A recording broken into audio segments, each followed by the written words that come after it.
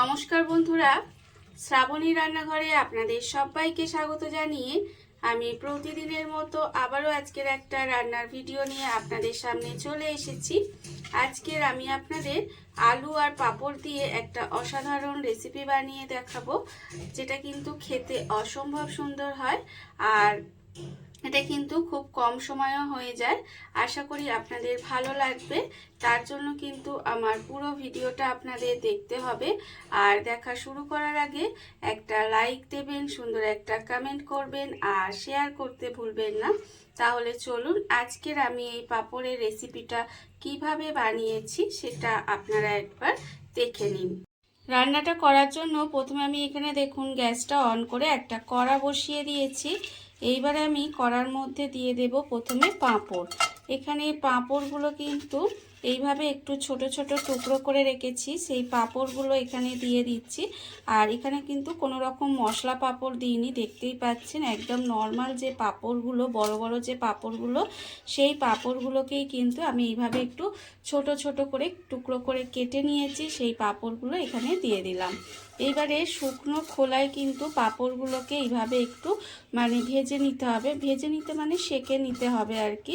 এইভাবে কিন্তু তেল ছাড়া পাঁপড়টাকে এইভাবে একটু সেঁকে নেব।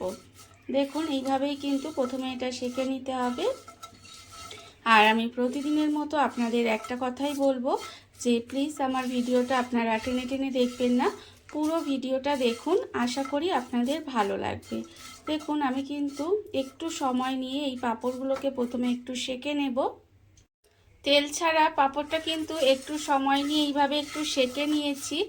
আর আপনাদের দেখাই, দেখুন সেঁকা কিন্তু এটা একেবারে মুচমুচে হয়ে প্রায় ভাজাই হয়ে গেছে, দেখতেই পাচ্ছেন। আর আওয়াজটাও শুনতে পাচ্ছেন যে এটা কিন্তু তেল ছাড়াই এইভাবে একটু ভেজে নিতে হবে। এটা আমার ভাজা হয়ে গেছে। এইবারে আমি এটাকে আলাদা করে তুলে রেখে দেবো। পাঁপড়টা আমি আলাদা করে তুলে রেখে দিয়েছি। এইবারে রান্নাটা করব, তার জন্য আমি প্রথমে দিয়ে দেব সর্ষের তেল। এখানে কিন্তু রান্নাটা আমি সর্ষের তেলেই করব, তার জন্য বেশ কিছুটা সর্ষের তেল দিয়ে দিলাম। দিয়ে তেলটাকে কিন্তু প্রথমে একটু গরম হতে দেব। তেলটা এখানে প্রথমে গরম হতে দিতে হবে। তেলটা আমার এখানে খুব ভালোভাবে গরম হয়ে গেছে, তেলটা কিন্তু আমি ভালো করে গরম করে নিয়েছি। এইবারে আমি এর মধ্যে দিয়ে দেব আলু। এখানে কিন্তু আলুগুলোকে আমি একেবারে ছোট ছোট করে কেটে রেখেছি, আর সেই আলুগুলোকে আমি এখানে দিয়ে দিলাম। দিয়ে আলুটাকে কিন্তু প্রথমে একটু ভেজে নেব। এইভাবে গ্যাসটাকে একেবারে লোতে দিয়ে আলুটাকে ভেজে নিতে হবে। আর এই সময় কিন্তু আমি এর মধ্যে কিছুই দেব না, এইভাবে আলুটা আমি দিয়ে একটু সময় লাল লাল করে ভেজে নেব। লাল লাল করে বলতে গেলে খুব বেশি লাল করে নয়, একটু হালকা লাল করে ভেজে নিতে হবে। আর আমার চ্যানেলের নতুন বন্ধু, পুরনো বন্ধু সবাইকেই বলছি আমার তরফ থেকে অনেক অনেক ভালোবাসা। নতুন বন্ধুদের বলবো যারা আমার চ্যানেলটা সাবস্ক্রাইব করছেন তারা পাশে থাকা বেল বাটনটা অবশ্যই প্রেস করে দেবেন, যাতে আমি যখনই কোনো নিত্য নতুন ভিডিওগুলো আপলোড করব সবার প্রথমে আপনাদের কাছে নোটিফিকেশান চলে যাবে এবং আপনারা আপনাদের সময় মতো সেটা দেখে নিতে পারবেন। আর পুরনো বন্ধুদের বলবো এইভাবে আমার পাশে থাকার জন্য, আমাকে এগিয়ে যেতে সাহায্য করার জন্য আপনাদের অসংখ্য অসংখ্য ধন্যবাদ জানাই। দেখুন আমি কিন্তু আলুটা এইভাবে একটু হালকা করে ভেজে নিচ্ছি। আমি একটু নেড়ে চেড়ে নিলাম, এবারে একটু ঢাকা দিয়ে দেব। ঢাকা দিয়ে কিন্তু আমি আলুটাকে প্রথমে হালকা করে ভেজে নেব। ঢাকা দিয়ে আমি কিছুক্ষণ এইভাবে আলুটাকে ভেজে নিয়েছি। আর আলুটা কিন্তু এখানে ভাজা হয়ে গেছে, এর থেকে কিন্তু আর বেশি ভাজবো না। এইবার আমি এর মধ্যে দিয়ে দেব আন্দাজ মতো নুন। ভীষণই সহজ রান্না, খেতে কিন্তু অসম্ভব সুন্দর হয়।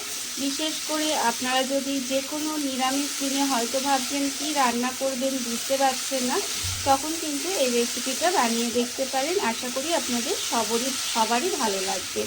দেখুন আমি কিন্তু নুনটা দিয়ে আবারও একটু সময় এইভাবে নেড়ে চেড়ে একটু রান্না করে নিয়েছি। আর খুব কম সময় কিন্তু রান্নাটা হয়ে যায়। আমার এখানে নুনটা দিয়ে এইভাবে একটু আবারও রান্না করে নিলাম। এবার আমি এর মধ্যে দিয়ে দেব জল। এখানে কিন্তু খুব বেশি জল আমি দিলাম না, 1 বাটি পরিমাণে জল দিয়ে দিলাম। জল দিয়ে এইবার এটাকে ঢাকা দিয়ে রান্না হতে দেব, মানে যতক্ষণ না আলুটা সেদ্ধ হয় ততক্ষণ এইভাবে একটু গ্যাসটা লো টু মিডিয়ামে দিয়ে রান্না হতে দিতে হবে। আর এটা যতক্ষণ হচ্ছে ততক্ষণ দেখুন অন্যদিকে আমি নিয়েছি একটা মিক্সি জারের মধ্যে আমি দিয়ে দেব, এখানে রেখেছি 2 চামচ বড় চামচের সাদা তিল, আর রেখেছি 2 চামচ পোস্ত আর সাদা তিলটা কিন্তু আমি এখানে দিয়ে দিলাম। পোস্ত সাদা তিলটা দিয়ে দিতে হবে। আর দেব আমি এখানে 3টে কাঁচা লঙ্কা। কতটা ঝাল খাবেন সেটা বুঝে কিন্তু কাঁচা লঙ্কাটা ব্যবহার করবেন। এবারে 3টে কাঁচা লঙ্কা দিয়ে দিলাম, দিয়ে এটাকে প্রথমে শুকনো গুঁড়ো করে নেব, তারপরে কিন্তু এটা মিক্সিতে একটু পেস্ট মানে অল্প জল দিয়ে পেস্ট করে নেব। মশলাটা আমার এখানে রেডি হয়ে গেছে, মশলাটা আমি এখানে রেডি করে নিয়েছি। আর অন্যদিকে দেখুন ঢাকা দিয়ে আমি যে আলুটা সেদ্ধ হতে দিয়েছিলাম সেটাও কিন্তু এখানে সেদ্ধ হয়ে গেছে। দেখতে পাচ্ছেন আলু কিন্তু খুব ভালোভাবে সেদ্ধ হয়ে গেছে। এইবারে আমি এর মধ্যে যে মশলাটা রেডি করে রেখেছিলাম সেই মশলাটা দিয়ে দেব। মশলাটা কিন্তু এখানে দিয়ে দিতে হবে। মশলাটা বলতে গেলে এখানে পোস্ত আর যে সাদা তিল আর কাঁচা লঙ্কা বেটে রেখেছিলাম সেটা দিয়ে দিলাম। এইবারে আমি এর মধ্যে দিয়ে দেব এই মিক্সির মধ্যে অল্প সামান্য একটু জল, এতে অনেকটাই মশলা লেগে আছে তাই অল্প একটু জল দিয়ে দিলাম। সেই মিক্সি ধোয়া জলটাও কিন্তু এর মধ্যে দিয়ে দিলাম, দিয়ে এবারে এটাকে খুব ভালোভাবে মিশিয়ে দিতে হবে। এটা কিন্তু এইভাবে মিশিয়ে দেব, মিশিয়ে দিয়ে এবার এর মধ্যে দিয়ে দেব প্রথমে আমি যে পাঁপড়গুলোকে মানে শুকনো খোলায় সেঁকে রেখেছিলাম সেই পাঁপড়গুলো কিন্তু এবারে দিয়ে দিতে হবে। আর পাঁপড়গুলো কিন্তু প্রথমে দেওয়া যাবে না, এই সময় কিন্তু দিয়ে দেব, দিয়ে পাঁপড়গুলোকে একটু এর সঙ্গে মিশিয়ে দিতে হবে। এর সঙ্গে কিন্তু পাঁপড়গুলোকে খুব ভালোভাবে মিশিয়ে দেব। আর গ্যাসটাকে একেবারে লোতে করে দিয়ে এইভাবে পাঁপড়টাকে মিশিয়ে দিয়ে ঢাকা দিয়ে আরেকটু সময় রান্না হতে দেব। ঢাকা দিয়ে আমি এটা কিছুক্ষণ এইভাবে রান্না হতে দিয়েছিলাম। দেখুন রান্না কিন্তু এখানে প্রায় হয়ে এসেছে। এবারে এটাকে আরেকটু এইভাবে নেড়ে চেড়ে দেব। এইভাবে একটু সময় নাড়াচাড়া করে দিলাম, দিয়ে এবার নামানোর আগে এর মধ্যে দিয়ে দেব, দেখুন নামানোর আগে এর মধ্যে দিয়ে দেব 2টো চেরা কাঁচা লঙ্কা, আর দেব আমি ওপর থেকে একটু কাঁচা সর্ষের তেল। ওপর থেকে একটু কাঁচা সর্ষের তেল ছড়িয়ে দিলে এই রান্নাটা কিন্তু খেতে ভীষণই ভালো লাগে। দেখুন রান্না আমার একেবারে রেডি হয়ে গেছে। এইভাবে একটু ঢাকা দিয়ে পাঁপড়টা রেখে দিলে দেখবেন পাঁপড়টাও কিন্তু নরম হয়ে যায় আর খেতেও বেশ ভালো লাগে। রান্না আমার একেবারে রেডি হয়ে গেছে। এইবারে আমি আপনাদের গ্যাসটা অফ করে একটু ঢাকা দিয়ে রেখে দেব, তারপরে আপনাদের পরিবেশন করে দেখাবো ঠিক কেমন হলো।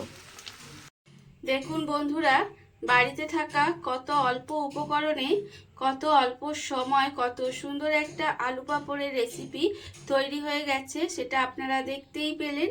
আর এটা কিন্তু খেতে ভীষণ ভালো হয়। এইভাবে আপনারাও একদিন হলেও বাড়িতে বানিয়ে দেখতে পারেন। আর এই ভিডিওটা যদি আপনাদের ভালো লেগে থাকে, আপনারা যদি ফেসবুক থেকে দেখে থাকেন পেজটি ফলো করে দেওয়ার অনুরোধ রইল। আর যদি ইউটিউব থেকে দেখে থাকেন তাহলে চ্যানেলটি সাবস্ক্রাইব করে নেওয়ার অনুরোধ রইল। তাহলে চলুন ভিডিওটা আমি এখানেই শেষ করছি। আপনারা সবাই ভালো থাকবেন, সুস্থ থাকবেন। আবারও হাজির হব নতুন কোনো রান্না নিয়ে।